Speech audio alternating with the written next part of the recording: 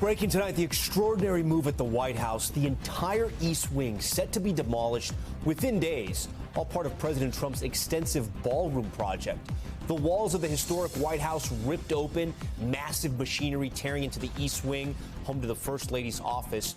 The new reporting today on just how expansive the president's plan to build a giant ballroom is. Also breaking tonight, the deadly U.S. military strike on alleged drug runners, this time in the Pacific. And what the president said late today about possible strikes on land.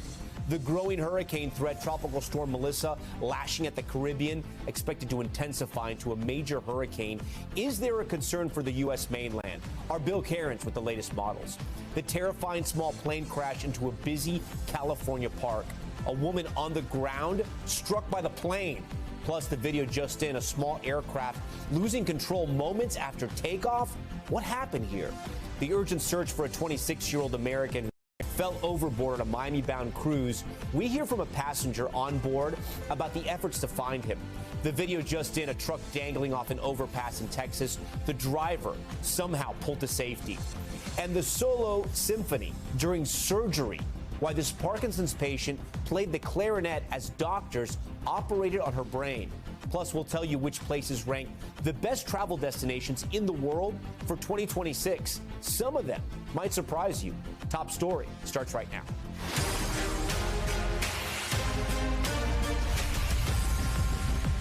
And good evening. We begin tonight with that major demolition planned at the White House as the scope of President Trump's ballroom renovation project comes into full view.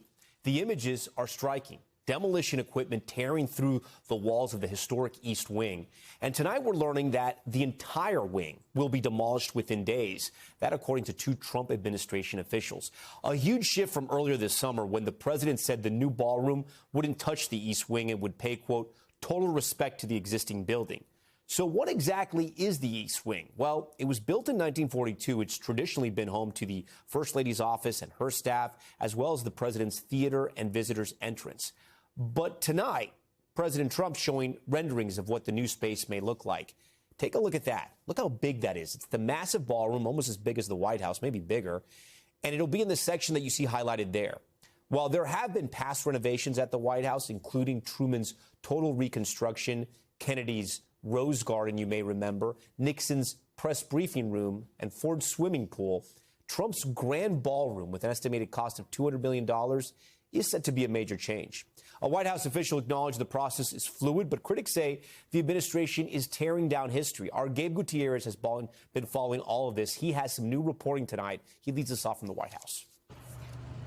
Tonight, NBC News learning the entire East Wing of the White House will be demolished within days, according to two Trump administration officials, as the president builds a new 90,000-square-foot ballroom paid for by himself and private donors, among them Comcast, NBC's parent company. This is a plan, if it's got tables so that you honor a foreign leader, we have a proper space. This is an interior shot of the ballroom. I think there'll be nothing like it. Late today, the president showing off renderings of the massive structure, which he says is now expected to cost around $300 million. Over the years, many presidents have made changes. This obviously would be the biggest change, but this was something they've wanted for at least 150 years. But tonight, the White House is facing backlash. The National Trust for Historic Preservation, a nonprofit created by Congress to help preserve historic buildings, sent a letter to administration officials, warning the planned ballroom will overwhelm the White House itself, which is only about 55,000 square feet. Despite the president promising this in July, it won't interfere with the current building. It'll be near it, but not touching it. A White House official now says the scope and the size of the ballroom project have always been subject to vary as the process develops.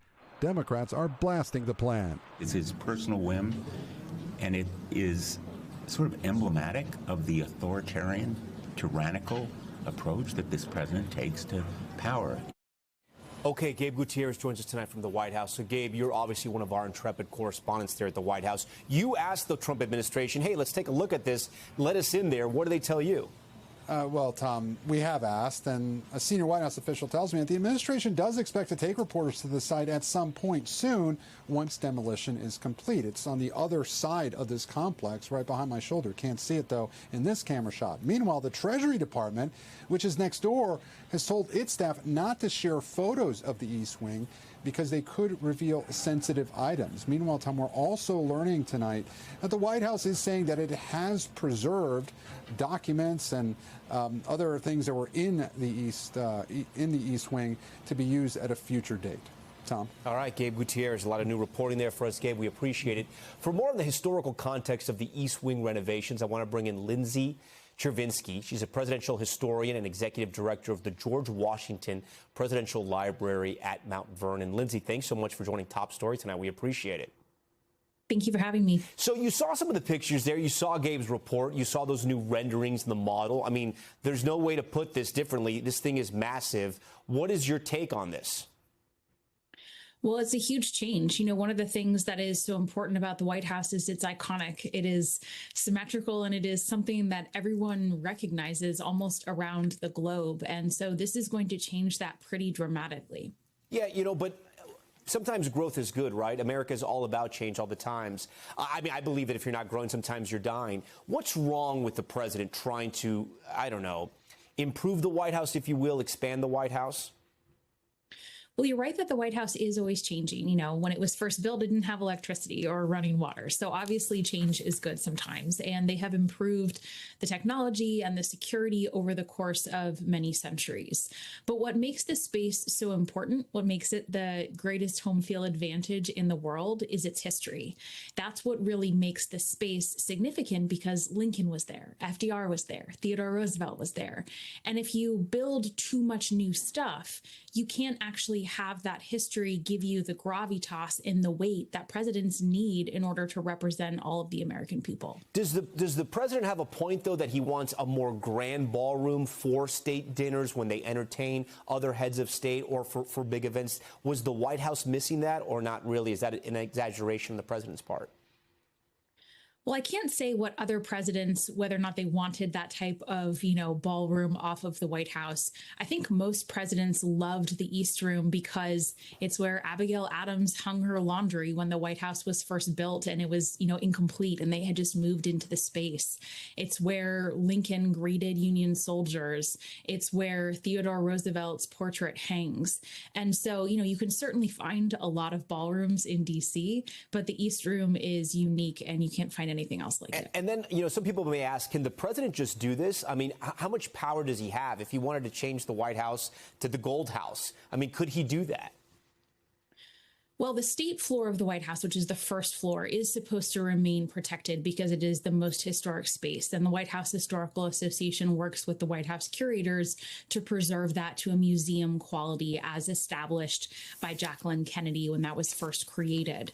Now, in theory, the president is supposed to work with the preservation experts. There's a committee on White House preservation, but the same laws that would protect other historic buildings carve out the White House, recognizing that there are other security concerns that sometimes have to trump it.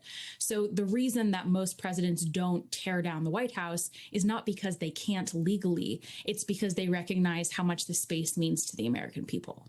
All right. All good points there. We appreciate you coming on Top Story. We'll see. I'm sure we're going to be talking a lot in the days and weeks ahead. We're going to turn now to the new U.S. strike on what the Trump administration says is another boat trying to smuggle drugs into the U.S. This time, though, in the Pacific, as the president warns strikes against cartels on land could come soon. Here's Courtney Cubie. Tonight, this video showing another deadly U.S. military strike against a boat allegedly smuggling drugs to the U.S., killing 2 narco-terrorists on board, according to Defense Secretary Pete Hegseth. Posting the strike was in international waters, but for the first time, the boat was traveling in the Eastern Pacific rather than the Caribbean Sea. President Trump tonight suggesting he'll soon order strikes on cartels smuggling drugs by land, too. Something very serious is going to happen, the equivalent of what's happening by sea. And we're going to Congress just to tell them what we're doing, just to keep them informed. But we have to do it for national security. We have to do it to save lives. This is the 8th strike the Trump administration has announced against alleged drug boats since early September, killing at least 36 people. 2 men survived a U.S. airstrike on their semi-submersible boat last week, the U.S. Navy plucking them from the water and transferring them to Colombia and to Ecuador. But tonight, a U.S. official says Ecuador has already released the man transferred to their custody. Some lawmakers have questioned the legality of the strikes, but President Trump again tonight defending his effort against cartels. You realize that every time you see that happen, you're saving 25,000 American lives. Every one of those boats that gets knocked out is saving 25,000 American lives, not to mention the torn up families all over the country. All right, Courtney Kube joins us tonight from Washington. Courtney, we've been reporting about those 2 survivors in one of the strikes, I believe, last week. Do we know what's happened to them? Yeah, it was a really remarkable tale of survival that they were able to get out of that semi-submersible sub. Now, the U.S. Navy spotted them in the water. Search and rescue helicopters and boats came in, plucked them out of the water, and took them to a U.S. Navy ship. They were later transferred to custody, one in Colombia, the other in Ecuador. Now, a U.S. official tells us that the U.S. provided information and evidence that showed that they were, in fact, trafficking in drugs. Even with that, though, while Colombia says that they intend to prosecute the individual transferred there, Ecuador has said that they would not, and they have already released the individual who was sent to them by the United States, Tom. All right, Courtney Kube will stay on top of that one as well. President Trump tonight also ramping up pressure on Russia, leveling new oil sanctions as he looks to broker a peace deal with Ukraine. It comes as Russian strikes intensify, a drone hitting a kindergarten, killing at least 2 children. NBC's Keir Simmons is in Moscow tonight for us. Tonight, the Trump administration ramping up pressure on Russia to end its war in Ukraine. I just felt it was time. Look, these are tremendous sanctions. These are very big. Those are against their 2 big oil companies, and we hope that they won't be on for long. New sanctions hitting Russia's 2 largest oil companies. In response, the Treasury Department says, to Russia's, quote, lack of serious commitment to a peace process. It comes after new Russian airstrikes, firefighters carrying children from the rubble after Ukrainian officials say a kindergarten was hit, while Russia's President Putin today overseeing a nuclear exercise. As administration officials tell NBC News, a tense call between Secretary of State Marco Rubio and Russia's foreign minister ended after Moscow said fighting will continue until it gets concessions from Ukraine. For Trump, its primary goal is to stop the war. And the Kremlin thinks? The Kremlin thinks that it's unacceptable. Unacceptable because this is in favor of Ukraine. Keir Simmons joins us tonight from Moscow. So, Keir, is there anything different about these new sanctions that could move the needle towards ending the war? And again, we can't stress enough, these are 2 of Russia's largest oil companies, and the president is saying they are fueling that war machine in Russia. That's right, Tom, and there is a difference. The Trump administration has seemed reluctant to impose direct sanctions on Moscow here, where I am up until now. Of course, it has imposed secondary sanctions on countries like India for buying Russian oil. So this does appear to be a substantial shift and a sign that President Trump is frustrated again with President Putin and wants to apply the pressure on the Kremlin that President Zelensky of Ukraine has been asking for. Of course, Tom, another element of the pressure that Ukraine has been asking for is for the US to send Tomahawk missiles to Ukraine, paid for by the European Union, long-range missiles that would have the capability, for example, to strike Moscow here. Not that they would necessarily be used in that way, but I think that kind of prospect does worry the Kremlin, because it would enable Ukraine to hit, for example, Russia's industrial military complex. And then, Keir, you know, every time you go to Russia, I'd like to ask you, I know you get a chance to sort of speak to people there, and sometimes they can speak openly, sometimes they can't. What's your sense? I mean, this war is dragging out for so long. What are the Russian people saying to you? Look, many are exhausted. Many have turned away from the war. It is a long way from places like the capital here, Moscow. And at the same time, the truth is, many Russians do believe that they have spent blood and treasure on this war, if you like. The Ukrainians estimating more than a million, Tom, Russian casualties in the duration of this war. And many Russians will tell you that they don't want to simply capitulate, that they do want to to gain from this, if you like. They do want a victory, and that really sums up the challenge, because while the Ukrainians say that you need to put more pressure on Russia, the evidence so far is that Russia does not bend, does not compromise, despite the kind of pressure that it has suffered through this fighting, Tom. Okay, Keir Simmons for us. Keir, we appreciate it. Now to the growing hurricane threat, Tropical Storm Melissa taking aim at the Caribbean while the entire East Coast watches it closely. The Dominican Republic already feeling the impacts, the storm flooding neighborhoods in the capital city. And the worst is far from over. Let's get right to NBC News meteorologist Bill Cairns. Bill, the storm is barely moving, and that's a big concern. Walk us through what the latest track is and why it's so confusing, right? Yeah, crawling. Let's put it that way. And this storm is going to be with us for a long time. This is going to be like an ultra marathon instead of just a marathon. So currently it's south of Haiti. We're going to see a lot of rain moving up towards Haiti and Jamaica in the next day or two. But the really destructive winds, that's going to wait until we get towards the weekend or even the beginning of next week. So here's the latest from the Hurricane Center. Notice we go north-northwest towards either Haiti or Jamaica, and then we make a turn by the time we get to Saturday. That's when it goes just south of Jamaica, getting up to Category 4. Some of our models having it getting up to a strong Category 5, like strong, like maybe historically strong. So don't be surprised if it goes to a 4 or a 5, and that we hope is going to be just south of Jamaica. Even if it's not, we're going to get the rain from it. And so the number one concern now is going to be the rain in Cuba, Jamaica, and southern Haiti. These areas, this is 15 inches at least. Some areas are going to get 2 feet of rain from this, Tom. And these are mountainous areas, too. That's not good. Bill, you know I love to study my storms. When I look at the models on this one, I just get a headache. It makes my brain hurt. What's going on? And explain to our viewers why it's so confusing right now. All right, buckle up, because this is to get to a lot of lines we're going to talk about here. Sorry, so here's our major models that we talk about all the time, and it shows the kind of spread. So when the storm like this, the steering is so light. This is like a sailboat without sails, and there's no wind to push it anyway. So it's just going to drift out here for about 4 or 5 days.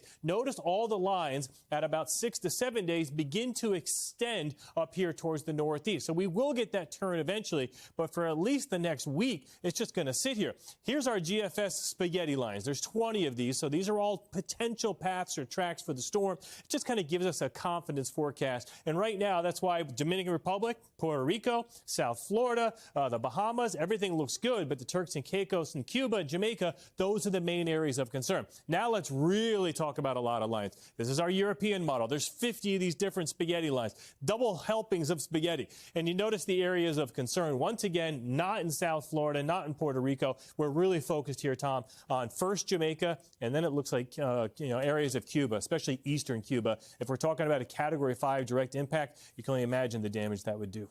Yeah, it'd be crazy. We're going to stay tracking this one for a while. All right, Bill, we thank you. Out at sea, a tragedy on a Norwegian cruise, an American going overboard in the middle of the night as the ship headed towards Miami.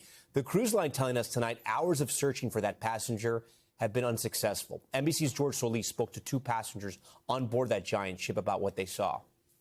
Tonight, the search for an American passenger who went overboard a Norwegian cruise ship bound for Miami, appearing to end in tragedy. And apparently somebody about 2 o'clock in the morning went overboard. The incident happening in the early hours Tuesday as the Norwegian Jewel was sailing from Portugal's Azore Islands on its way to Miami, rattling other guests on board. Our boat is going in circles in the Atlantic Ocean. Cruise mapper capturing the ship circling international waters. According to Norwegian, their search for the passenger was unsuccessful, but the Portuguese Navy says its efforts to find the 26-year-old are ongoing. These images captured by passenger Charity Palmatier appear to be the Portuguese military searching the area by air and sea. You feel every attempt was made to try and find this individual? I can't imagine anything that they could have done more to find this individual. The crew were trained to do that, and they were out there for hours and hours and hours. Palmatier says all over the ship, emergency calls of Oscar, code for man overboard, blared over loudspeakers. It was loud enough to wake pretty much everybody up. Lisa Carr posting from the ship during efforts to find the passenger. Hey guys, I want to give you an update. They just said that they are discontinuing the search. I wanted to help, and I was, because I just thought the more eyes that we had on the balcony, even the next day, or not the balcony, but the top deck, the more people that we had outside, the more eyes we had outside, that it would help in the search. In a statement, a spokesperson for the cruise line tells NBC News the appropriate authorities were immediately notified and an extensive search and rescue operation with multiple vessels was conducted.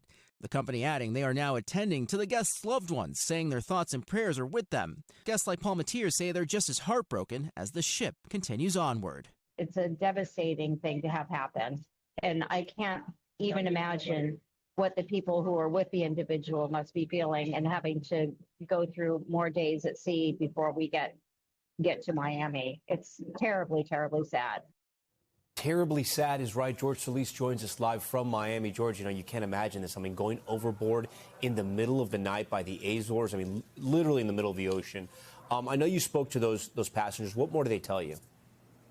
Yeah, Tom, they said the mood on the cruise has completely shifted. Now, the crew there is doing their best to keep spirits up, and they're trying to maintain a business-as-usual attitude. But a lot of people are talking. A lot of people are speculating right now what may or may not have happened. They say the cruise line and the officials on board haven't really told them anything more than what they put out in that statement. But again, a lot of them just feeling that they are just, in a sense, glad that the ship is not making any more stops and heading right here for Miami, because a lot of people are just really, really somber, and the mood has changed dramatically on the ship. Yeah, it's a good point. Okay, George Solis, we are back in a moment tonight with the scary scenes in the sky. A small plane in California going down in a popular park, hitting a woman who was out walking her dog. What her friend is telling us about her condition tonight.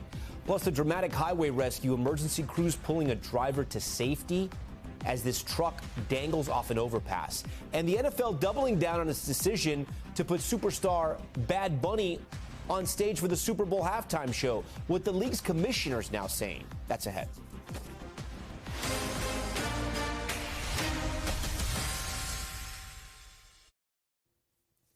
We're back now with a frightening situation out west. A small plane crashing into the middle of a soccer field in Southern California, hitting a woman who was out walking her dog. This as officials at home and abroad investigate 3 other incidents involving small planes. Here's NBC's Liz Kreutz with the details. A terrifying incident in Southern California. This small plane making an emergency landing at a popular park in Long Beach, injuring a woman on the ground as it came crashing down.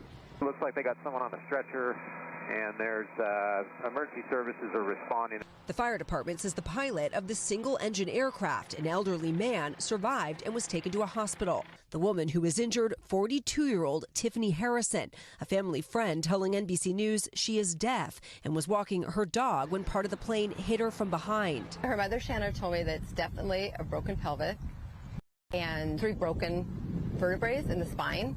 Flight tracking data shows this flight originated east of L.A. It was on its way to the Long Beach airport when it landed right here. Neighbors say this is often a busy park filled with kids playing soccer.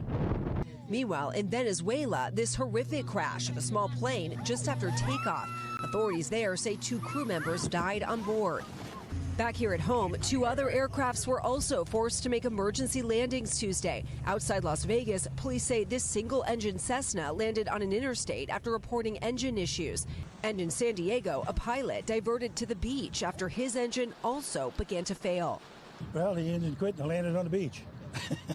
Fortunately, no one was injured in those 2 incidents in what was a series of near disasters across the West.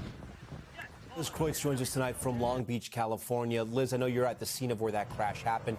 Do we know how the plane went down? And it looks sort of interesting. We saw some markers there in the aircraft. Where did it come from? Yeah, Tom, we don't know what happened that caused this crash. It's still under investigation. Firefighters did say that they noticed the landing gear was broken when they arrived here. This plane, like we said, was coming from east of L.A., kind of the Riverside area, on its way here to Long Beach. And it's one of these single-engine, what's called experimental planes. That's how it's classified by the FAA. It's an amateur-built plane, meaning it's partially built by the individual, potentially the pilot. Experts say that these are planes that have been around for 5 decades. They are largely considered very safe. They have inspections that are required once a year. And I will say that experts have also said they feel like the pilot in this case seemed to do everything right. Clearly had an issue, found a big open park, landed here, didn't, land in a home, because there are homes all around here. And I will say it's about this time yesterday that the plane had just landed and crashed here. And there are kids right now, Tom, playing soccer right behind me in the place that it crashed. So it certainly could have been much worse. That is so wild. Okay, all right, Liz, we thank you for all that. Now, investigation into Waymo's driverless cars. It comes after an incident in Atlanta where one of the company's vehicles was caught on camera illegally passing a stopped school bus. Chase Howell from our NBC affiliate WXIA has the details. As Waymo just drove around the school bus. This near driverless disaster has caught the attention of the National Highway Traffic Safety Administration. The agency's Office of Defects Investigation has opened up a preliminary evaluation of Waymo's automatic driving system. The report states ODI will look to see how the system is around stopped school buses, how it is designed to comply with school bus traffic safety laws, and the vehicle's ability to follow those laws. Oh, it's great that they're being that responsive this quick. Georgia State Senator Rick Williams co-authored a bill now called Addie's Law in 2024. The piece of legislation was named after 8-year-old Addie Pierce, who died after being hit by a car crossing the street to her bus. The law stiffens penalties for drivers who don't obey school bus traffic safety laws. Keyword, drivers. There's no child worth any of those driverless vehicles. Again, while Senator Williams is appreciative of the investigation, he wants the Waymos to be put in park until all the bugs are fixed. And according to NHTSA, it believes because of the amount of mileage the Waymo fleets have driven, it's likely there have been prior incidents. Those could be desert driving miles for all I know, for all I care. I don't care what their record is. I want proof that our children are safe. In a statement from Waymo, a spokesperson says the driverless cars are improving safety on the roads. They say data has shown a 5-fold reduction in injury-related crashes compared to human drivers and 12 times fewer injury crashes involving pedestrians. And while State Representative Clint Crow wasn't available for an interview, he says Waymo reached out to him after seeing our coverage, sharing his concern and telling him engineers were working on diagnosing and solving the problem. In Atlanta, Chase Howell, 11 Alive News. We thank Chase and WXIA for their help on that story. Coming up, the rising cost of health care. Many families now feeling the squeeze from higher premiums. So what's driving those costs? We're going to explain it step by step for you tonight. Plus, the Louvre reopening its doors today after that daring daytime heist. What we're learning about the security lapse at the museum when the thieves broke in. But first, top stories, top moment, and the American that took home the top honor at the Olympics of Pianos. 27-year-old Eric Liu from Massachusetts became the first American since 1970 to tickle the ivories and win the International Chopin Piano Competition in Poland. Here's some of his award-winning performance.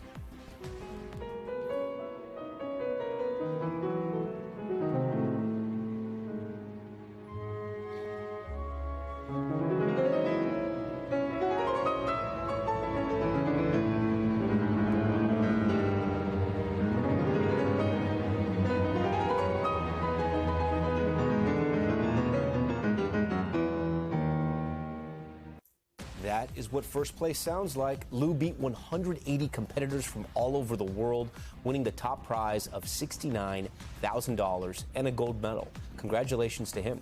Stay with us. More top story on the way.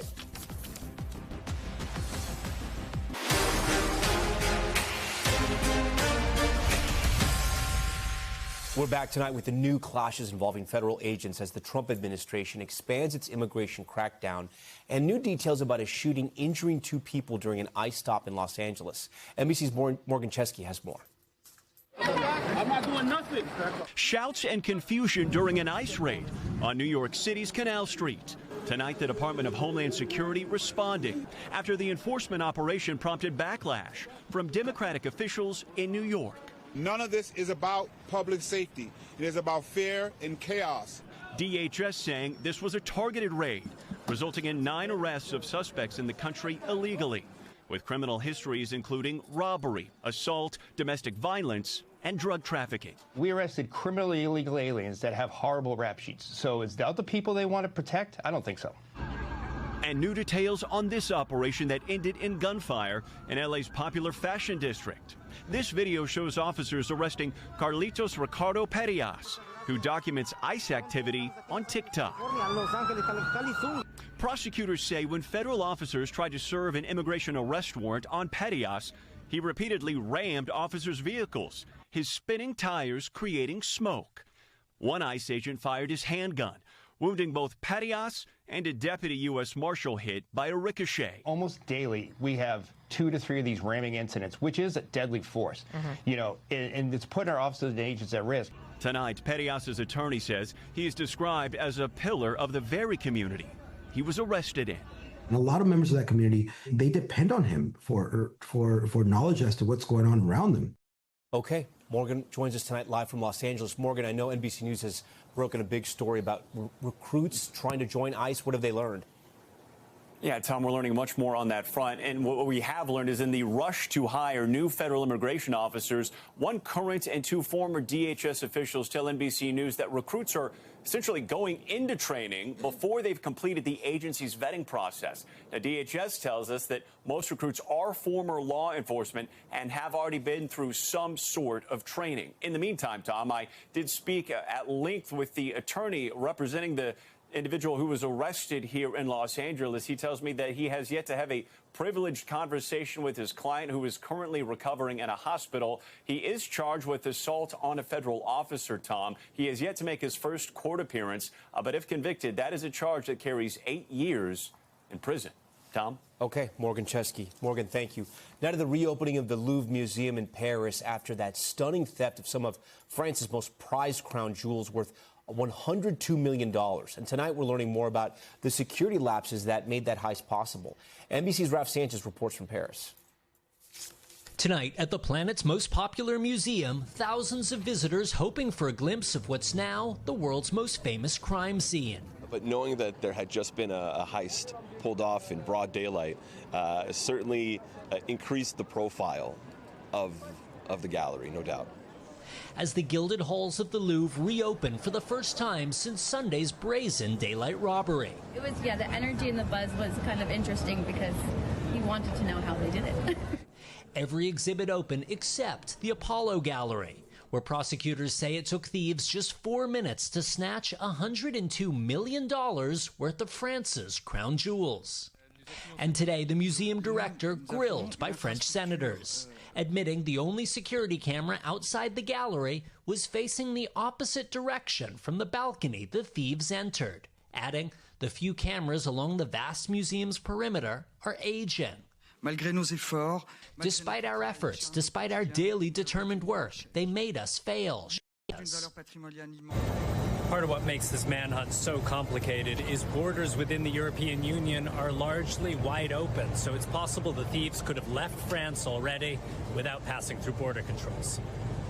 More than 100 French officers now involved in the pursuit and hoping to pull DNA from a high-vis vest left at the scene. Ralph Sanchez joins us tonight from outside the Louvre. Ralph, your piece mentions the museum's director was grilled by French senators today. What else did she say needed to change to prevent this from happening again? So, Tom, she said the Louvre has a long-term plan to double the number of security cameras here. She said also they're going to modernize the system for badges that gets you through the 8 miles of galleries here. But, Tom, it's just starting to feel a little bit too little, too late. She did say in front of the French Senate that she had offered her resignation to the French government, given the scale of the failure here on Sunday. She said the French government did not accept it. The acute crisis she mentioned, that security camera outside the Apollo Gallery where the crown jewels were being kept, facing the opposite direction from the balcony that the thieves used to break in. So no one saw the gang climbing up that ladder truck until it was too late. She also mentioned the infrastructure here at the museum is so old it is hard to install modern security systems. And Tom, she also just said it is such a vast building set of buildings that it is just very, very difficult to secure the entire complex all at once. It is a good point. All right, Ralph Sanchez, we thank you for that. Now to Top Stories newsfeed, starting with a major update on a story we've been following about the disappearance of a Philadelphia woman. Officials are now ruling 23-year-old Kata Scott's death a homicide. Remember, Scott's remains were found at an abandoned middle school 2 weeks after she went missing. Officials have yet to reveal the exact cause of death, but the suspect in her kidnapping is now facing murder charges. And the suspect accused of stabbing the former mayor of Massachusetts, of a Massachusetts town, I should say, is now facing charges. New surveillance video from earlier this week capturing that attack. You can see the suspect run up to former Fall River Mayor Will Flanagan from behind. Police arrested the suspect, who was undergoing a mental health evaluation. We're told Flanagan is still in the hospital but in stable condition. Shocking new images of a rescue in Texas after a vehicle smashed through a concrete wall and was left dangling off an overpass. Look at this here. You can see the wrecker's cab hanging there as rescue crews pulled the driver to safety. Officials say the driver lost control while trying to avoid a collision, striking another vehicle and hitting the wall. That driver is being treated at a hospital for minor injuries. The NFL is standing by its decision to have Bad Bunny headline the Super Bowl halftime show. The league's commissioner, Roger Goodell, saying they're not considering dropping the Grammy-winning Puerto Rican artist. He added the decision is, quote, carefully thought through. This is the first time Goodell has commented publicly on the move, which has drawn criticism from President Trump and some of his supporters.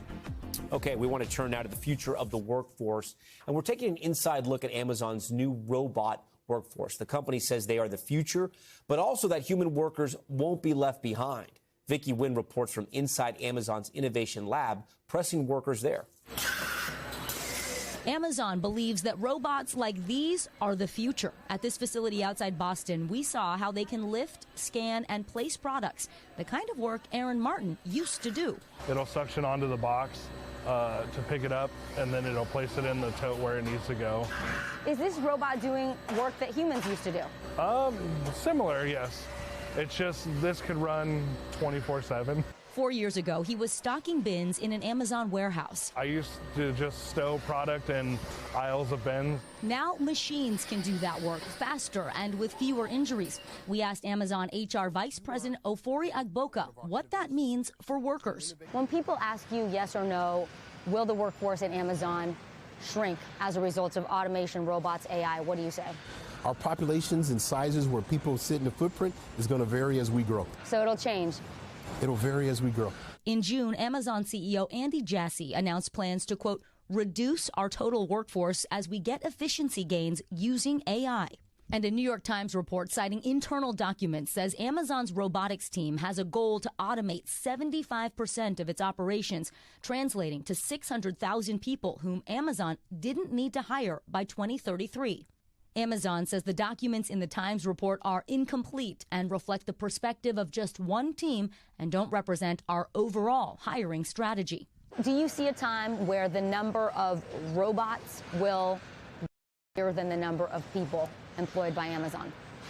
I don't foresee that. AI is going to change the nature of everything we do, but the key is getting familiar with it. For Aaron Martin, the solution is upskilling. You got paid to go to school. He enrolled in Amazon's apprenticeship program to learn how to repair the robots that do the very work he used to, earning more than $40 an hour. Amazon says more than 300,000 U.S. employees have trained for new roles as AI and automation change or replace their jobs. When people are like cynical and they're like, AI is coming, it's going to take our jobs, it's going to ruin humanity, what do you say to that? I don't think so. This isn't Terminator. All right, with that, Vicki Nguyen joins us now on Top Story. So, Vicki, it's not just Amazon, obviously, that's going to be affected by AI. Definitely not, Tom. Walmart, the nation's top private employer, saying headcount is expected to remain flat for the next 3 years, in part because of AI. Ford Motor CEO recently saying that it won't just be blue-collar manual labor jobs. White-collar jobs will be affected as well. So what do? Hiring experts tell us lean into AI. Talk to your bosses. Ask how you can train to AI-proof yourself. I mean, what's your sense? You were there at Amazon. You feel like they're totally invested in retraining sort of some of their human capital into AI? I do. I think the people who raise their hand, ask questions, are curious about what's to come are the ones that will be successful. All right, Vicki Nguyen for us. Vicki, great to see you. Now to Top Story's Health Check, and tonight the soaring price of care. The Wall Street Journal reporting the average cost of a family health insurance plan, get this, is now $27,000 a year. That's based on new numbers out from the health policy nonprofit KFF. Here to dive deeper into those numbers, our good friend Brian Chung. Brian, always so great to see you. So what we've learned tonight, what's new, this is getting more expensive, not only for people like me and you, but also for employers. Yeah, this coming from a fascinating KFF report showing that the cost of health care is going up pretty high. The blue section here is how much your employer employers contributing in 2025. Over $20,000. The worker contribution, how much you pay, is at $6,800. That is a $1,200 difference over the last 5 years. And in terms of percentages for both the worker and the employer, those costs are now over 20% more expensive. Yeah. That is very expensive and a big out-of-pocket cost. $100 a month. Do we know why?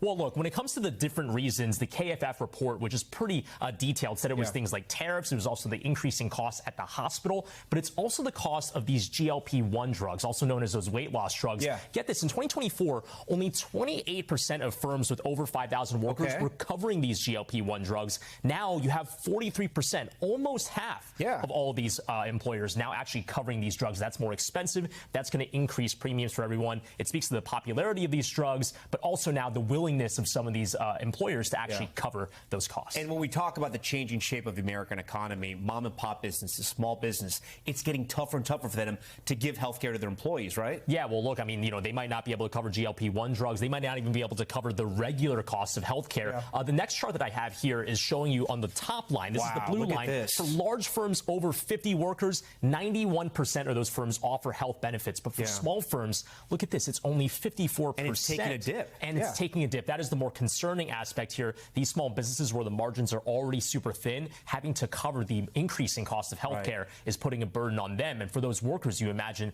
the precarious position they're in if they're already making lower wage and they also don't get health insurance either. All right, Brian Chung, thanks for explaining to us. We appreciate it. Still ahead on Top Story, the remarkable music during a woman's brain surgery, why this Parkinson's patient played her clarinet as doctors operated. We'll explain.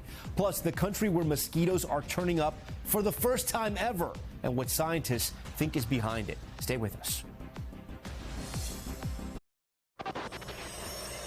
We're back now with Top Stories Global Watch, and we start in Uganda, where at least 46 people are dead after a major bus crash. This is the wreckage. Look at this. 2 buses completely totaled. Investigators say they came from opposite directions early this morning and collided head-on after trying to pass other vehicles. All right, 6 people arrested near Dublin after protesters clashed with police outside of a hotel housing asylum seekers. You can see a line of officers running towards demonstrators as a fire appears to erupt on the other side of the street. Police apparently used pepper spray to try and break up the crowd. Officials say hundreds of protesters gathered in the area after reports of a sexual assault nearby. And scientists sounding the alarm after mosquitoes were discovered in Iceland for the very first time. For centuries, Iceland has been one of only 2 places in the world completely free of the insect, the other being Antarctica. But record heat this year created conditions warm enough for mosquitoes to survive. It's still unclear how exactly the mosquitoes got there in the first place. And in the UK, a remarkable operation. A clarinetist diagnosed with Parkinson's disease, forced to put down her beloved instrument for years. But in the operating room, with doctors working on her brain in real time, she was able to play again. Danielle Hamamjian has her story. It's a story you have to hear to believe. What sounds more like a symphony than a surgery. That's 65-year-old Denise Bacon serenading her surgeons as they operate on her brain. You heard correctly. Doctors in London are stimulating her brain with electrical impulses. And almost instantly, she feels improvement in her finger movements. We insert electrodes deep inside the brain at very particular target points. You see, Bacon has Parkinson's disease, stiff muscles, slow movement, difficulty walking and swimming. And for 5 excruciating years until this moment, she was unable to play her beloved clarinet. I contacted him nearer the time and said, "Do you really want me to bring my clarinet?" And the message was that yes, he did, and he'd be able to test whether it would help me. And did it ever? As a personalized treatment, that's going to last many decades to come. It's not the first time brain surgery patients have had music on their mind. In 2018, Robert Alvarez jammed on the guitar as doctors worked to remove his brain tumor at MD Anderson Cancer Center in Texas. Picking up the guitar, it just feels like Thor picking up his hammer. And in 2020, as surgeons removed another brain tumor, this time in the UK, their patient, again, providing the soundtrack. With the help of modern medicine, what was once unthinkable is now a new normal for Denise Bacon. and doctors tell her it's here to stay. I can walk normally. I was walking normally straight after the surgery. And life's just opened up again. It feels like there's a future. Danielle Hamamjian, NBC News, London. We thank Danielle for that incredible story. When we come back, listen up if you're planning your next trip. The new list of the best travel destinations for 2026. Plus, basketball legend Michael Jordan opening up in a special conversation with NBC. The surprise answer when he was asked the last time he picked up a basketball. We're back now with a very special conversation with one of the all-time greats of American sports, Michael Jordan, making his debut as a special contributor with NBC Sports during the NBA's opening night. Talking to Mike Tirico about focusing on family and giving back to the game in this new chapter. I wish I could take a magic pill, put on shorts, and go out and play the game of basketball today. Because that's who I am. That's that type of competition, that type of competitiveness is what I live for, and I miss it. I miss that aspect of playing the game of basketball, being able to challenge myself against what people see as great basketball. 22 years since retiring from the NBA, Michael Jordan is talking once again. You ever pick up a ball and just shoot? I haven't picked up a ball in years. Surprising fans that one of the last times he held a ball was when he rented a house during the Ryder Cup, and the owner asked him for a favor, to shoot a free throw for his grandkids. It's the most nervous I've been in years. Stop it. In years. Stop it. Come on. And reason being is those kids heard the stories from the parents about what I did 30 years ago. I hope you switched it. Absolutely. These days, Jordan's saying his focus is on his family, catching up on the valuable time lost during his prime. A defining time that fans are celebrating to this day. His 1986 rookie card selling this week for a record $2.7 million. For now, Jordan says he feels a duty to share his thoughts on the game. You know, that's part of what, this is all about, is to pass it, pay it forward. Finally tonight, we want to get into a list making headlines. It's National Geographic's must-visit destinations for 2026, and some of the 26 selections may surprise you. From Finland to Fiji to Pittsburgh, this list has a little bit of everything. Joining us now with his insight into the list, Nat Geo Editor-in-Chief Nathan Lump. Nathan, thanks so much for joining Top Story tonight. A pleasure to be here. Thanks for having me. Yeah, before we get into some of the locations on the list, can you explain to our viewers, how do you guys pick these? We spend the entire year looking for the best destinations for the year to come. Our editors are constantly scouring the planet for good ideas. We also canvass our whole community of international contributors, our international bureaus around the world. So we're always looking for those places that have a certain special something for travelers. There are so many unique places on this list, right? What are some of the ones that are off the beaten path? That's one of the things we love to emphasize, is places that people aren't necessarily thinking of. One of my favorites this year is Yamagata Prefecture in Japan. Japan's really hot right now. A lot of people go to the classic places. Yamagata is a very, very little visited place up in the north. Great skiing and snowboarding for people who like to do that sort of thing, but also just like really beautiful mountaintop temples, really great onsen towns where you can take the hot spring waters. It's just a really, really awesome little place off the beaten path. Similarly, I love the coast in Mexico, so the coastline of Oaxaca State, often called the Costa Chica, where you've got great surfing and undeveloped beaches and wildlife, sea turtles, whales, but a place a lot of people don't know. Yeah. Which of the locations most surprised you? I think one thing for American viewers that I think will be interesting is the North Dakota Badlands, not a place that I think a lot of people have high on their list. But it's actually a really beautiful, kind of spare, haunting landscape. And this year, this upcoming summer, the Theodore Roosevelt Presidential Library will open there. That's a really, really interesting building, architect designed, that tells the story of this really important and complex American figure. Lots of other fun things you can do there, go to rodeos and stuff like that. But I think also just a great place that people don't think about a lot. And speaking of the U.S., you have two sort of very distinct places, both great cities that I love, right? You have Pittsburgh on one end of the country, then you have Hawaii, obviously in the Pacific Ocean, you have Maui. Talk to me about both spots. Yeah, look, Pittsburgh, I think, is one of the great American cities, underrated as a travel destination. Amazing cultural institutions there, in particular, terrific museums, the Carnegie Museum of Art, the Carnegie Museum of Natural History, and a lot of fun neighborhoods, great food and shopping. I think it's just a really underrated city. And then, on the other end of the country, we've got Maui in Hawaii. A lot of people probably remember the really devastating fires that happened in Maui a couple years ago. But the island's really been bouncing back, and it's a great time to go. You get all the beauty of that island without a lot of the visitors that have traditionally been there, and it's a great way to give back to that local economy. Yeah, Maui's an incredible place, and Pittsburgh also has one of the great ballparks in our country. So I'm glad you had it on the list. Finally, I want to talk about the Reader's Choice, because it's not really a ranking, right? It's just great spots to visit. Banff, Canada. Talk to me why this was the Reader's Choice. Yeah, Banff is a great destination known for skiing, but it really is terrific all year round. Really, really beautiful, mountainside, mountain scenery, a great little resort town with lots to do. I love it. I love it in the summertime, actually, although, of course, it's a terrific winter destination if you're a skier or snowboarder. Our readers love what they found there. It's one of my favorite places to go. And I think, it's definitely worth being on your list if you haven't been there already. Nathan, before you go, remind our viewers, where can they pick this up? Is it hard copy? Is it on the website? Both? On the website, netgeo.com. That's where you want to go for Best of the World. All right, Nathan Lump, thanks so much for being here. We appreciate it. Pleasure to be here. Thanks. All right, and that does it for us tonight. Thanks so much for watching Top Story. I'm Tom Llamas in New York. Stay right there. More news on the way.